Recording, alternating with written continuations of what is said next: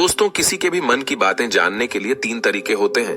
यदि आप इन तीनों तरीकों को समझ लेते हैं तो आप किसी के भी मन की बातें बड़ी ही आसानी से जान सकते हैं, समझ सकते हैं। तो चलिए इसे एक बुद्ध कहानी के माध्यम से समझते हैं कि किस तरह से आप दूसरों की मन की बातें जान सकते हैं, समझ सकते हैं। बहुत समय पहले की बात है। एक छोटा सा गांव था।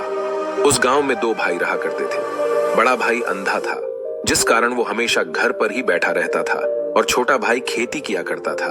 लेकिन खेतों में अधिक जानवर आने से पूरी फसलें नष्ट हो जाती थी, जिस कारण छोटा भाई बहुत परेशान हो चुका था। तभी उसे एक तरकीब सूझी। एक दिन उसने सोचा, खेतों में से इन जानवर को भगाने के लिए क्यों ना मैं अपने बड़े भाई की मदद लूं। वैसे भी बड़े भैया अंधे हैं। अगर वह खेत में बैठे रहेंगे और जानवरों की आहट आने पर वो उन्हें जोर से चिल्लाकर भगा सकते हैं, जिससे हमारी फसलें बच सकती हैं। इसलिए उन्हें मैं खेत में बिठा देता हूँ। ये सब सोच विचार करने के बाद उसने अपने खेत में ही एक छोटी सी झोपड़ी तैयार की और अपने अंधे भाई को उस खेत में बिठा दिया और उनसे कहा, भैया, यदि कोई जानवर की आहट आपको सुनाई दे तो आप जोर जोर से चिल्लाना। ये सुनकर वो जानवर यहाँ से भाग जाएंगे और हमारी फसलें नष्ट होने से बच जाएगी। बड़ा भाई अपने छोटे भाई की बात मान लेता है और वो उस दिन से खेत में ही रहना शुरू कर देता है। जब भी किसी जानवर की आहट उसे सुनाई देती तो वो तुरंत जोर जोर से चिल्लाना शुरू कर देता, जिससे वो जानवर उसके खेतों से भाग जाते। ऐसा करते करते कई दिन बीत चुके थे। तभी एक दिन उसके खेत में एक हिरण भागता हुआ आता है और वह खेत के बांध को तोड़कर वहां से भाग गया। लेकिन उसी हिरण का पीछा करते हुए एक राजा भी उस खेत में आ पहुंचा। तभी राजा की नजर उस अंधे भाई पर पड़ती है। राजा उस व्यक्ति से कहता है, देखो, मैं यहाँ पर एक जानवर का पीछा करते हुए आया हूँ। क्या तुमने उस जानवर को यहाँ पर देखा है? इस पर वो व्यक्ति कहता है, हे राजन, मैं तो अंधा हूँ। मैं भला किसी जानवर को कैसे देख सकता हूँ? लेकिन मैं आपको इतना जरूर बता सकता हूँ कि जो जानवर मेरे खेतों से होकर भागा है वो आपके लायक नहीं है। आप उसके पीछे अपना समय यूं ही व्यस्त कर रहे हैं। राजा उस अंधे व्यक्ति की बात सुनकर बड़ा अचरज में पड़ गया। वो ये सोचने लगा कि आखिर ये तो अंधा है, फिर इसे कैसे पता कि जिस हिरन को मैं तलाश रहा हूं वह हिरन मेरे लायक है ही नहीं। ये अंधा व्यक्ति मुझे कैसे बता सकता है?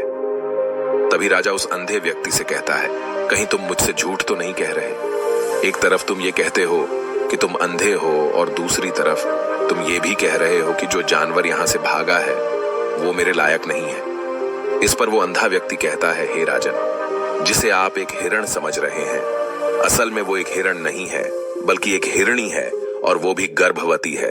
और जहां तक मुझे ज्ञान है, मैंने कभी किसी राजा को किसी गर्भवती हिरणी का शिकार करते हुए नहीं सुना है। और इसी कारण मैं आपसे ये कह रहा हूं कि वो हिरणी आपके लायक नहीं है। आप उसके पीछे अपना समय व्यर्थ ना करें। यह सुनकर राजा और भी अचरज में पड़ गया। वो ये सोचने लगा कि आखिर ये अंधा आदमी ये कैसे जान सकता है कि वो हिरणी है और गर्भवती है। राजा कुछ देर सोच विचार करने के बाद अपने सेनापति से कहता है, सेनापति जी, मुझे वो जानवर जिंदा चाहिए, क्योंकि मुझे यह पता करना है क्या वह हिरणी है और क्या वह गर्भवती है। क्योंकि यह अंधा आदमी बहुत विश्वास के साथ कह रहा है और मुझे इस बात की पुष्टि करनी है।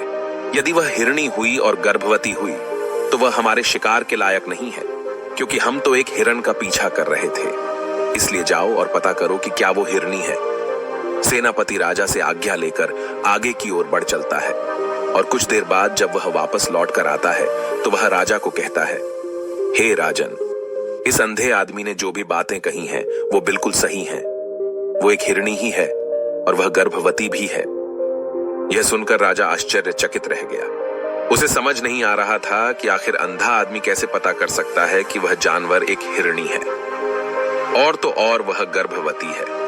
भला एक अंधा आदमी यह कैसे देख सकता है? यह कैसे जान सकता है? आखिर इसे यह कैसे पता चला? ऐसे कई सारे प्रश्न अब राजा के मन में उमड़ने लगे। अब राजा ने यह ठान लिया था कि मुझे इस बात की तह तक पहुंचना ही है कि आखिर यह अंधा आदमी कैसे जानता है कि वह जानवर एक हिरणी है। ये सोचकर राजा उस अंधे आदमी के पास जाता है और उस अंधे आदमी से कहता है, देखो, मैं ये तो नहीं जानता कि तुम सचमुच अंधे हो या नहीं, लेकिन मैं तुमसे एक बात जानने आया हूं। क्या तुम मेरे प्रश्न का सही सही जवाब दोगे? इस पर अंधा व्यक्ति कहता है, हे राजन, आप जो कुछ पूछना चाहते हैं मुझसे पूछ सकते हैं। मैं आपको बिल्कुल सच सच जवाब दूंगा। इस पर राजा कहता है, देखो, एक तो तुम कहते हो कि तुम अंधे हो और दूसरी तरफ तुमने यह बता दिया कि जिस जानवर का पीछा मैं कर रहा हूं वह एक हिरणी है, और तो और वह गर्भवती भी है। आखिर तुम्हें यह कैसे पता चला? तुम्हारे खेत में और भी तो जानवर आते होंगे, और भी तो जानवर यहां से गुजरते होंगे, फिर तुमने यह कैसे अंदाजा लगाया? तभी वह अंधा व्यक्ति राजा से कहता है, हे राजन, आप जिस हिरणी का पीछा कर रहे थे वही हिरणी जब मेरे खेत में आई, उसकी रफ्तार और उसके भागने की आहट से मुझे यह एहसास हो चुका था कि यह एक हिरणी है, और मेरे खेत की जो बांध है वह बहुत छोटी है, उसकी ऊंचाई ज्यादा नहीं है। यदि कोई हिरण होता तो उस बांध को बड़ी आसानी से लांघ जाता, लेकिन वह हिरणी इस बांध को तोड़कर भागी है, और यदि वह इस बांध को छलांग लगाकर पार करने का प्रयास करती तो इससे उसके बच्चे को खतरा होता, और इसी बात से मैंने यह पता लगा लिया कि वह गर्भवती है। इस कारण वह ज्यादा ऊंची छलांग न लगाकर मेरे खेत की बांध को तोड़ते हुए भाग गई। इस पर राजा के मन में एक और प्रश्न उठा। राजा ने कहा, किंतु तुम्हें कैसे पता चला कि वो एक हिरणी ही है, और भी तो कोई जानवर यहाँ पर आ सकते हैं? इस पर वो अंधा व्यक्ति कहता है, हे राजन, मैं पूरा दिन सुबह शाम यहीं पर बैठा रहता हूँ, और मेरी सुनने की शक्ति बहुत तेज है। मैं ये बाफ जाता हूँ कि कौन सा जानवर मेरे खेत में आया है, और उसी के आधार पर मैं जोर जोर से चिल्लाता हूँ ताकि वो मेरे खेत से भाग जाए और मेरे खेत की फसलों को नष्ट न कर पाए। राजा उस अंधे आदमी का ये जवाब सुनकर पूरी तरह से संतुष्ट हो चुका था। वो मन ही मन ये सोच रहा था कि आदमी भले ही अंधा हो, लेकिन ये तो बड़ा ज्ञानी मालूम पड़ता है। इस आदमी से कुछ ना कुछ तो काम निकलवाना ही चाहिए। ये विचार लिए हुए राजा वहां से वापस अपने महल की ओर लौट जाता है। राजमहल पहुंचते ही राजा उस अंधे व्यक्ति से कहता है, आप तो बड़े ज्ञानी व्यक्ति है, आपको किसी भी बात का पता बड़ी आसानी से चल जाता है। आज मैंने आपको यहाँ पर इसलिए बुलाया है क्योंकि मैं आपसे ये जानना चाहता हूँ कि मेरी पत्नी पतिव्रता है या नहीं। इस पर वो अंधा व्यक्ति कहता है, हे राजन, ये कैसा प्रश्न हुआ? इस पर राजा कहता है, मैंने आपसे बिल्कुल उचित प्रश्न किया है, मुझे इस प्रश्न का उत्तर दीजिए।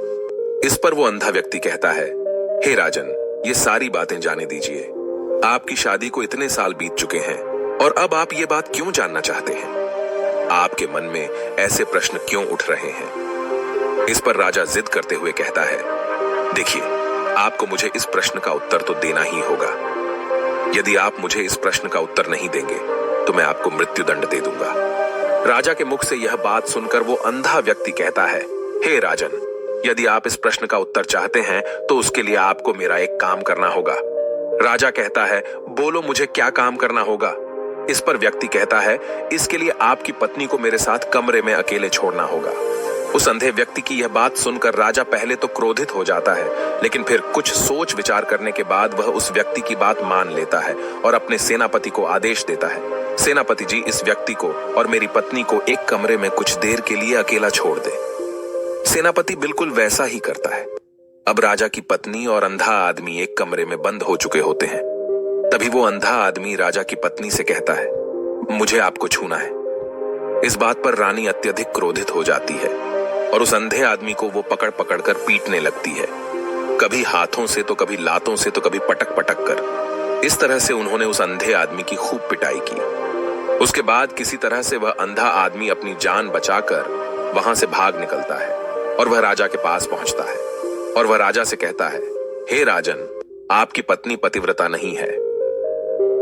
ये बात सुनकर राजा अत्यधिक क्रोधित हो उठता है और राजा अपनी तलवार निकालकर सीधा अपनी पत्नी की ओर जाता है और क्रोधित होकर वह अपनी रानी से कहता है, रानी जी, आज मैं जो भी सवाल आपसे करने वाला हूं उसका मुझे सच सच जवाब दीजिएगा, और यदि आपने एक शब्द भी झूठ कहा तो मैं आपका अभी के अभी सर धड़ से अलग कर दूंगा। तभी आगे वह राजा कहता है, मुझे बताइए, क्या आप पतिव्रता हैं या नहीं?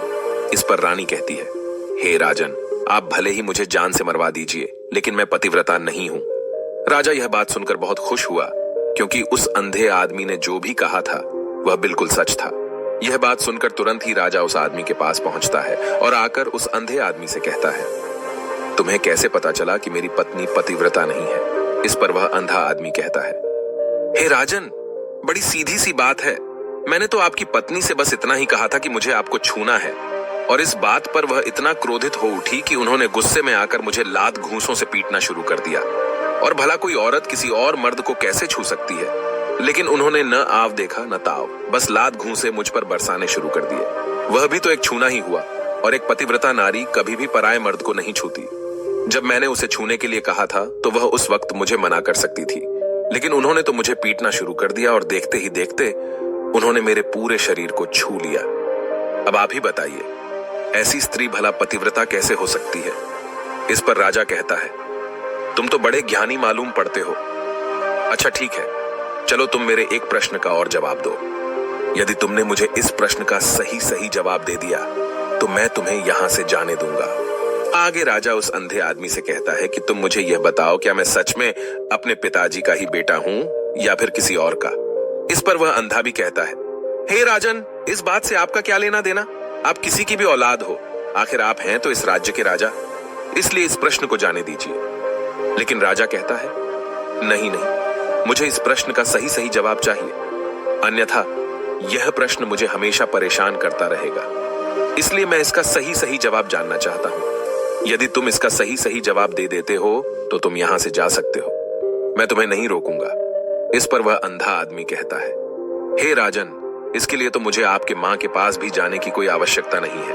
मैं आपको अभी अभी यह बता सकता हूं कि आप किसकी औलाद हैं, लेकिन उससे पहले मैं चाहता हूं कि आप मुझसे एक वादा करें कि आप मुझ पर क्रोध नहीं करेंगे। राजन ने कहा, मैं तुमसे वादा करता हूं, मैं तुम पर क्रोध नहीं करूंगा।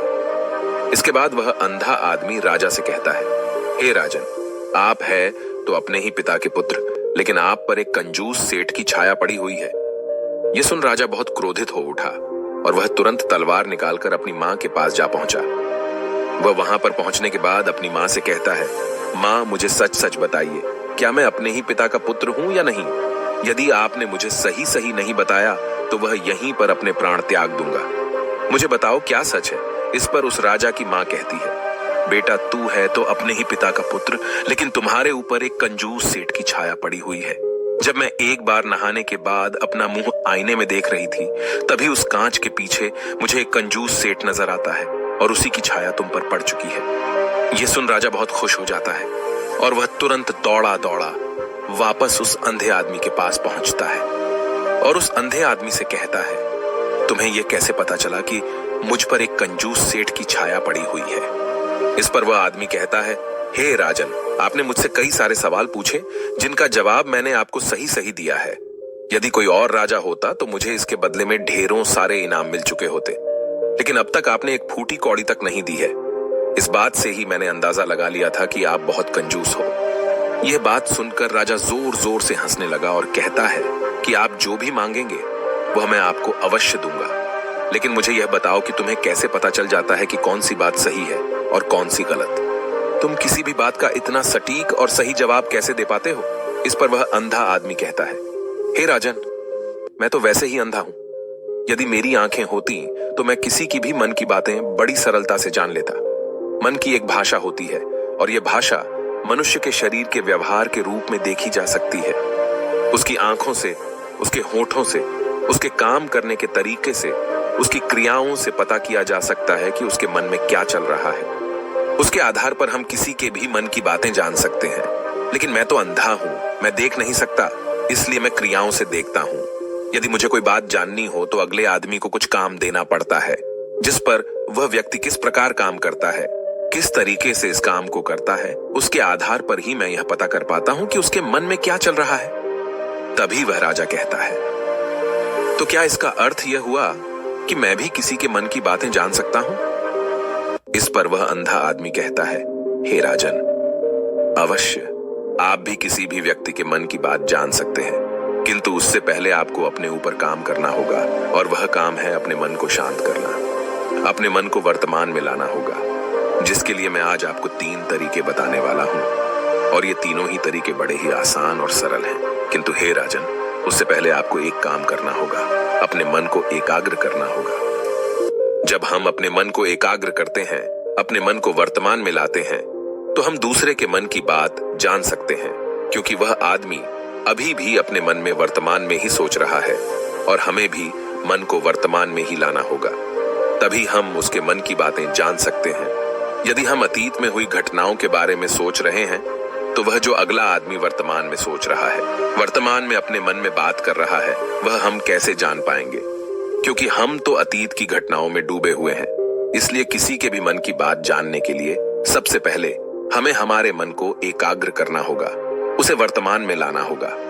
आगे वह व्यक्ति राजा से कहता है, हे राजन, जो 3 तरीके मैं आपको बताने वाला हूं, इन 3 तरीकों से बड़ी आसानी से किसी के भी मन की बातें जान सकते हैं।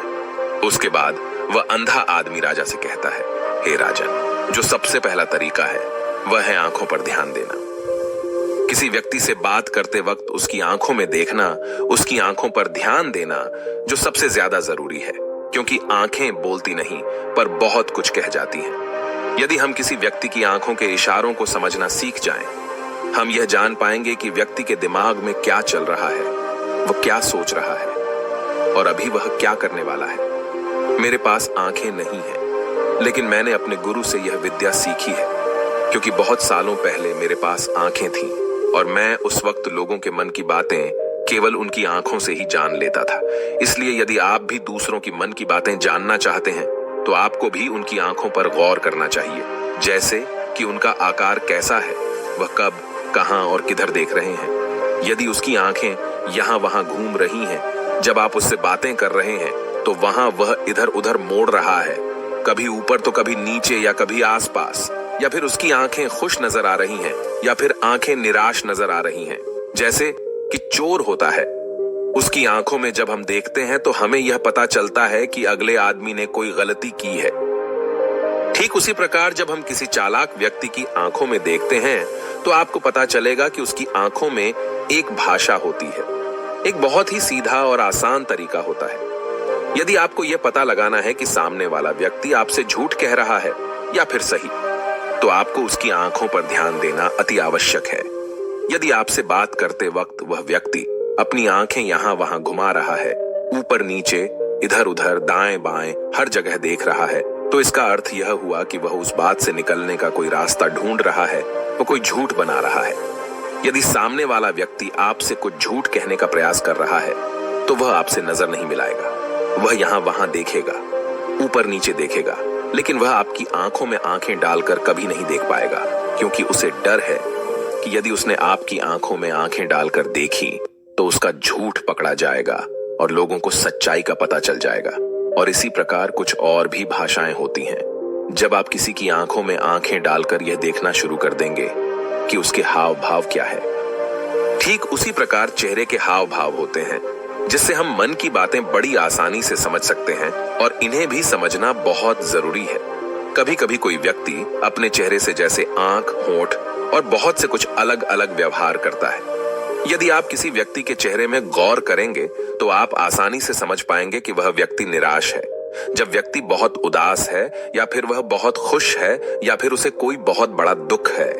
वह अपने अंदर क्या महसूस कर रहा है, ये सारी बातें हम उसके चेहरे के हाव भाव से पता कर सकते हैं। फिर चाहे इंसान जुबान से कुछ बोले या ना बोले, लेकिन आप उसके चेहरे से सब कुछ पता कर सकते हैं। आगे व्यक्ति राजा से तीसरा तरीका बताते हुए कहता है, हे राजन, इसी प्रकार तीसरी भाषा भी है, अर्थात तीसरा तरीका भी है, और वह है हाथों के इशारे और शरीर का व्यवहार।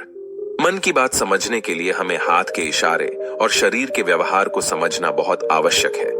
कोई व्यक्ति जब बात करता है तो आपने देखा होगा कि वो अपने हाथों को हिलाता रहता है, अपने हाथों से इशारा करता रहता है। बातों के साथ साथ अपना शरीर का जो व्यवहार है, अर्थात बॉडी लैंग्वेज, उसका भी पूरा उपयोग करता है, जिससे हमें यह पता चल पाता है कि वह व्यक्ति हमारी बातों पर कितना ध्यान दे रहा है और उसके मन में क्या चल रहा है। शरीर के व्यवहार को देखने के लिए उसके हाथ मटकाने, शरीर मटकाने और चेहरे पर बार बार हाथ लाने, हाथों का एक दूसरे से मसलना, ऐसी बहुत सी क्रियाएं होती हैं, उस पर हमें ध्यान देना अति आवश्यक है। मन की बात को समझने के लिए हमें शरीर के व्यवहार को भी समझना पड़ता है।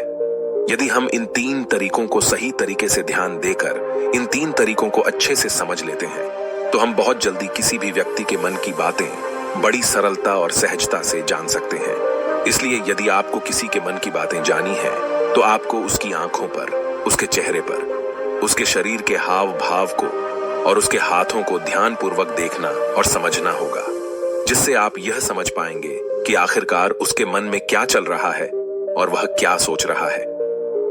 लेकिन उनसे पहले आपको अपने मन को एकाग्र करना होगा, शांत करना होगा और अपने मन को वर्तमान में लाना होगा।